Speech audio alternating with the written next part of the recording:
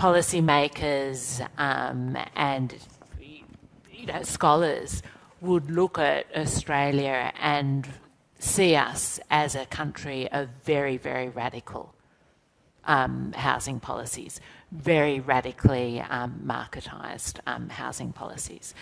So how did we get here? And, look, we could start back at the violence of colonisation, but I won't. We might just go to, say, roughly 100 years ago, or maybe we even pick it up in the post-war era, World War II, when we had exactly the same language, actually, that we use right now. We had a desperate shortage, but an actual shortage of physical dwellings, not just not just what we could even say is a hypothetical shortage of dwellings. Actually, our housing stock has continued to grow in line with our population, which wasn't the case in the post-war era.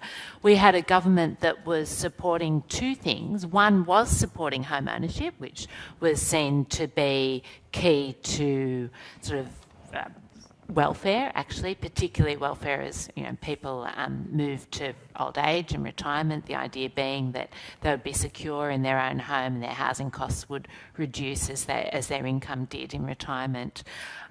So there was a stability associated with home ownership, and that's been a very important principle of our social and economic policy in Australia. But also a recognition that government, the role of government was to intervene in cases of market failure.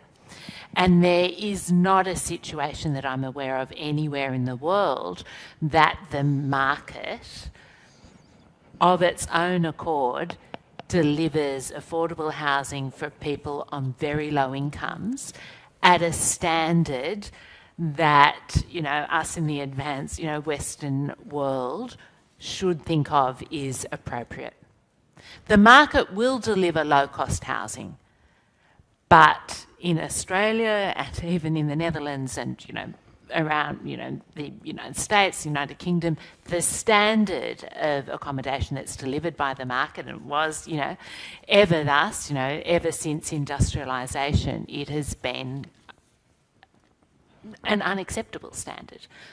Overcrowded, unaffordable, in the wrong location, unsustainable, all of the problems that we see today were the reasons that government said they needed to intervene to fix this problem, in the post-war era, and they did that in Australia by supporting the construction of public housing.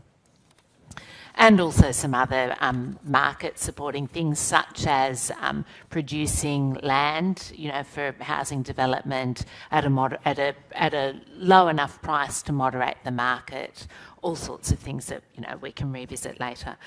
So Australia, over that time though, and Ingrid mentioned the word neoliberalism, what that looked like in Australia when it comes to housing was actually a retreat of this government conviction that it had a role in providing affordable rental housing through public housing, and instead we shifted to demand-side support, so income support, rental assistance, so subsidy to renters, and encouraging the private rental sector through things like negative gearing, for instance. So we shifted to that. That's part of the way that government moved out of the picture.